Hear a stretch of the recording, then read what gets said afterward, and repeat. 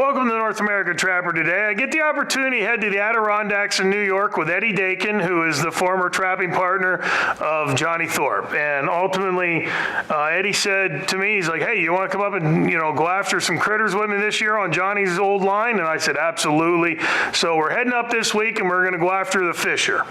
And the Fisher cat's really a cool animal to me. It's basically a 20-pound weasel, a 20-pound killing machine. I've actually heard stories where they can actually go out on a limb and take a turkey right off the roost, and ultimately they're a predator. They are a top predator, and being able to go out there and go after them this week is just really enjoyable for me, and I think you're going to enjoy this show a lot. This is a place that Johnny and I used to trap together, and it's a good cedar forest, and I'm going to show you a running pole. This is something that Johnny used to like to make, running pole sets, and I fashioned my running poles after him. I started using these stabilizers, and they're great. They're not heavy, and your trap sits there really nice. I'm using the same running poles that we've used for years. Funny how Fisher after Fisher, generation after generation, will use the same running poles. Here in New York, the animal cannot be suspended. So one part of that animal, even if it's 1 inch of tail, has to be able to touch the ground. Like that. And the minimum height in New York for bait off the ground is 4 foot. I straddle the tree whenever possible like this. And when you put that on the stabilizer, you're going to feel the pressure.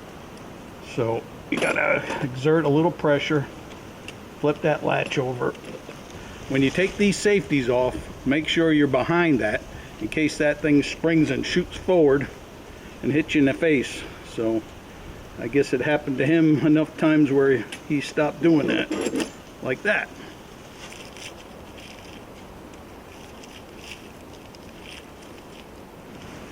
I try to keep everything as natural as possible. And I like that. I like the way that looks. The last thing I do is add a generous amount of skunk. And don't be afraid to use the skunk. Being too loud, it'll attract them. And if you got time, like I do sometimes too, this skunk, this bait will attract other animals, coyotes, fox and stuff.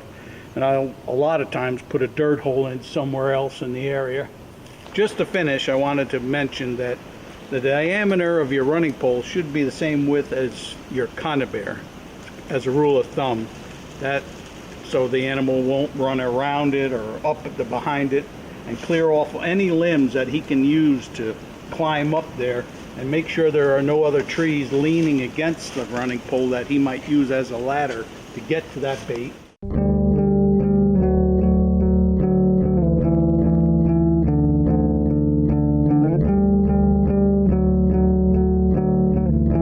The Trapper of the Week is Jake Sheik with an awesome triple on Coyote taken in Davie County, North Carolina. Congratulations, Jake, and get your chance to be Trapper of the Week by visiting us at NorthAmericanTrapper.com.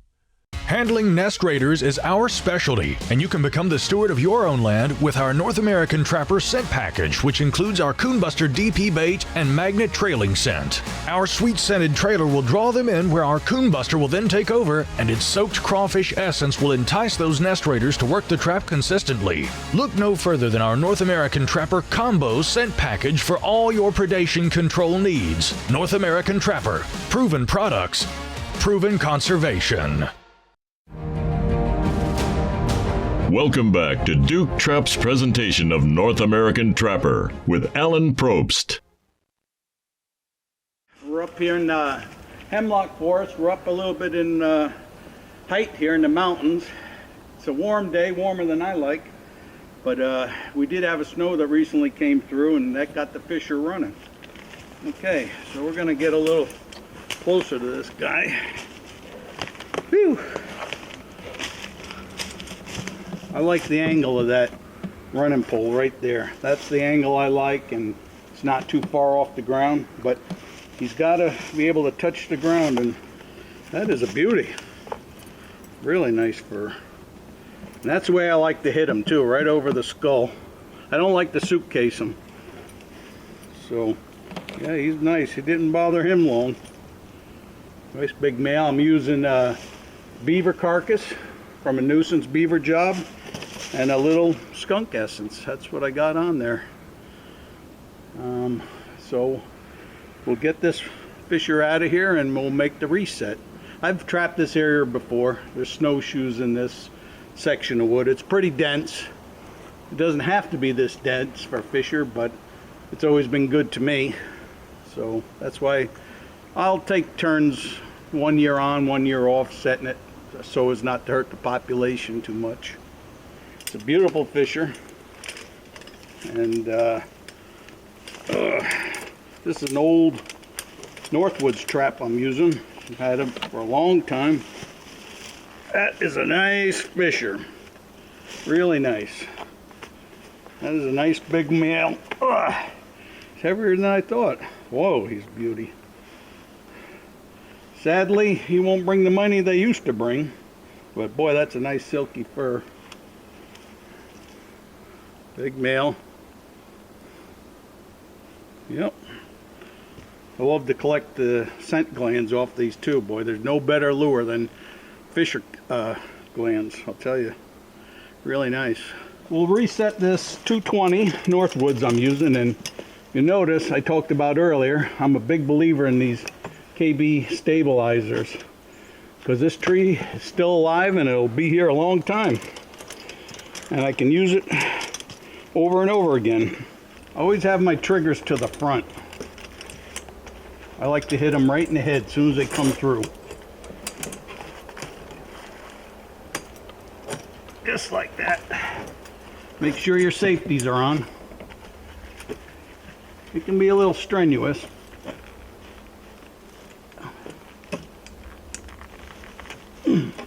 There it is. Now before you take them safeties off, those springs, as I mentioned before, step behind the running pole just in case that thing fires and shoot forward. Something Johnny was very adamant about. Okay, we're gonna use these pine boughs to camouflage the trap again. Like I said earlier, I kind of make a cubby around the trap and the carcass so the birds don't eat up too much of the bait too soon.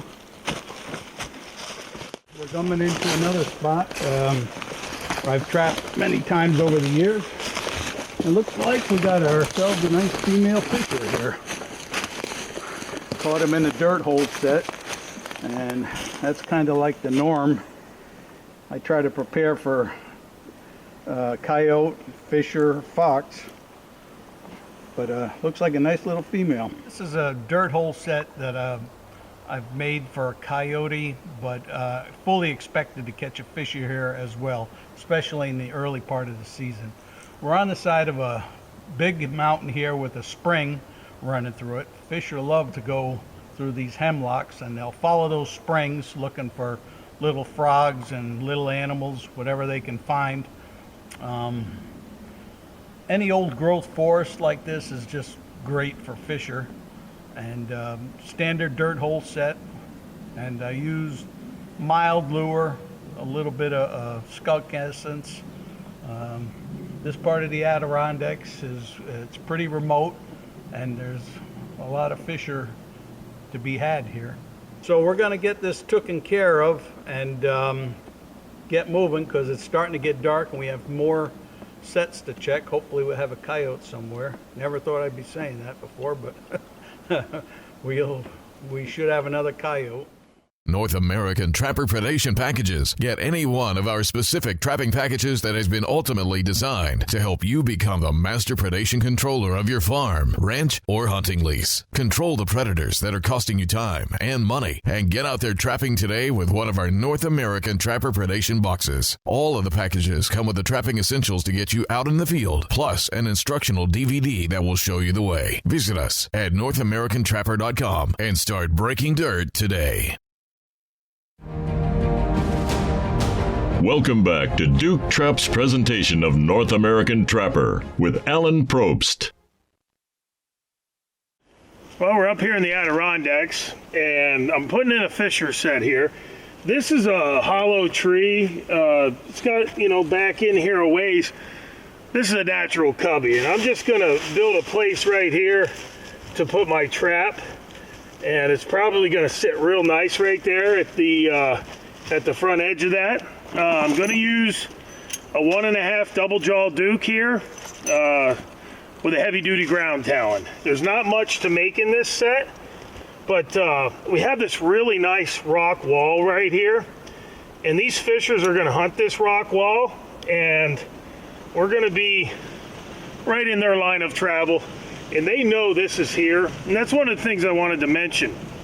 When you're out there in the woods, when you make a disturbance or anything of that nature, you're in that animal's backyard, and if there's a fisher running down through here and this is all cleaned out like I have it right now, they're going to notice that. And it's just like if you're making a coyote set or any set that you're making, that's their home.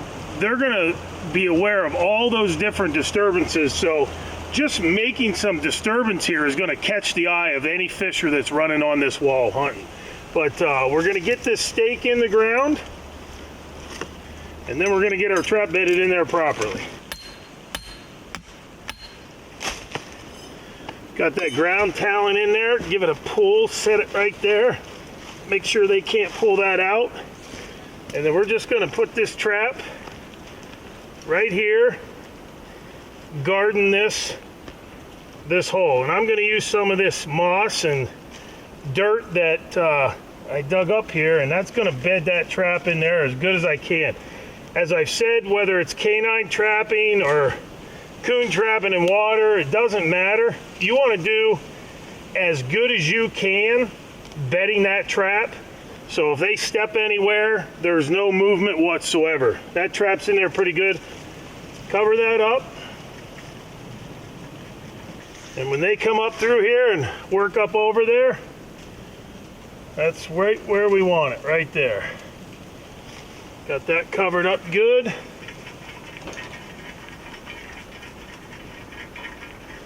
There's not much else we're going to have to do with this set. We got our disturbance here, and what we're using for bait is actually a whole muskrat that we caught. And I'm going to shove that muskrat up in this hole. Just kind of put that in there, and then I'm going to top it off with a little bit of our Madness lure, which has really good skunk essence odor, and that's going to be something that's going to work out of that hole. And if they don't see the disturbance and they're downwind, they're going to smell it. So we got that there, throw that up in there, and we're good. That's really all there is to putting a cubby set in. This is a natural cubby here with that hollow tree, and I like these type of sets. Using muskrat for bait and a little bit of our Madness lure, but just a nice thoroughfare here. I think this is probably one of the places that I was with Johnny Thorpe back in the day when I was filming a lot of his stuff, and it's bringing back a lot of memories. But hopefully we'll come in here and have something to show you. Let's take a look at the North American Trapper Product Spotlight. Well, this week I wanted to talk to you about our Coon Buster bait. Our Coon Buster is a bunch of different ingredients that we put in and we soak it with crawfish oil. And it gives off a really good crawfish scent. Now, one thing that it can be used for, it can be used in cage traps where you put it back by the pan and lure that animal in. But we, use it in our DP sets. And you're going to take about a tablespoonful of the Coon Buster, put that in to where it's just under the trigger in a DP. And then we're also taking our magnet trailing scent and we're using that around the lip of the trap and then using it as a trailing scent to work them in there to where they get down through there, reach down in, and they're there when you go in the next morning. But this is a really good system for everybody that's out there. If you need to catch raccoons and you're having problems with them on your farm, your lease, your ranch, it doesn't matter. This is going to be a good setup for you. Get some of these Duke dog proofs, use our Coon Buster with our magnet, and you're going to definitely put up some numbers of coon and take some pressure off of your ground nesting birds. So if you get an opportunity, go to our website, North American Trapper, and check out our Coon Buster and our magnet along with the Duke dog proofs, and you're going to be successful as a coon trapper as well.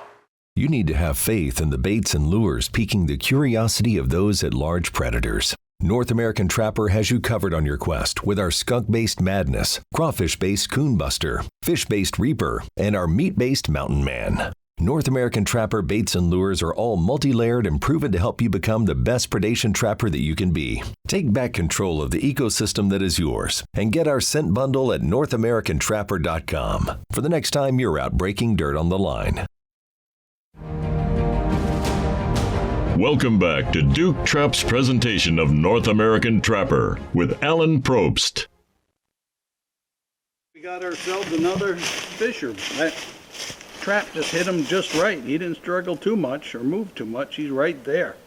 That trap kept him there. Put this down, get a better look at him. Alrighty. All right. That looks like, yep, it's a nice little female fisher. Really nice. Nice female fisher. Caught in a 220 Duke. Yeah. So it's a beautiful day out here and we're lucky to catch him. It's a kind of warm, but he looks pretty good. I guess that trap hit him hard on the head there. We'll get this taken care of and try to set it. Again, these running poles on a 45-degree angle, that's where you want to be when you're making these sets. Right here. I'm in a cedar forest. Cedar trees are great. Fisher love to go in there because it's dark. I got a little skunk entrance, and I got my chunk of beaver meat, and they like beaver. Everything likes beaver meat. So yeah, this is a good one. Beautiful fur. Look at that. Silky. There was a time that would bring $200. I hope today I get 25 for it. Say she's well primed. Nice healthy fur. Yeah, we'll take it. Using a 220 Duke. Make sure I got my safeties on. All right, so we got it set there. Like I said before, when you pull these springs down, make sure you're standing behind the running pole so it doesn't spring forward and hit you. Make sure to take off your safety hooks. That. And that thing is stable. So then comes the fun part. I love doing this part, camouflaging it, making my little cubby over it. This set will take fisher, it'll take martin, anything that wants to come up off that tree. We're about 4 foot from the ground, not too far up, so a big male fisher won't be afraid to climb that tree to get it. And we'll hopefully get another one here soon. Season's still open, a few more weeks. That is the finished set. We have our 220 set on our 45-degree angle cedar pole here in the cedar forest. We got our beaver meat. We have our skunk essence. The trap is ready to go. So with a little luck, we'll take another fisher here. It's not uncommon to take one or more fisher at a running pole in a season. So we'll see how we are. Again, we got the stabilizer, KB stabilizers. They're great. That's it. We're just wrapping up here for the day. It's getting, the days are shorter now. We got 3 nice fisher. 2 of them we took in a running pole, and the other one we got in a dirt hole. Just wanted to show you the difference in the colors. These are 2 males. This is a female. That's a really nice fisher right there. This is a nice big one. Just caught him. And it's not hard to catch. See, sometimes you have to go back in the bush, and running poles do work if you follow the instructions that I was giving out there, talking about the right angle, the right size trap, and good fresh bait. And we're here in the beautiful hemlock forest. It's good country, and I wish you all the luck in the world trapping. I mean, back in the day there, we'd get like 25, 30 in a season, you know, when they were worth a lot of money. Now, you know, I'm not pushing that hard to catch that many, just a few here and there. But they're out there. There's a lot of fisher. Well, that's the end of the show today. As you can see, those fisher cats are awesome, and they're just a cool critter. And, you know, their teeth, the fangs, it's just, I just really, really enjoy going after them, and I hope you enjoyed this show as well. The methods and techniques we showed you, if you have fishers in your area, you're going to catch them with that. And even if the snow falls, you just make your set in the snow, they're going to be out there working, and ultimately you're helping out some turkeys, and you're saving some ground nesting birds when you take these out of the equation. And it's just awesome when I can get back up there to the Adirondacks. As you can see, it's just beautiful. And if you need any products, make sure you stop by NorthAmericanTrapper.com. We got everything you're probably going to need when it comes to traps, baits, lures, equipment to help you be successful next time you're out in the field. Proven products equals proven conservation, and we'll see you next time on North American Trapper.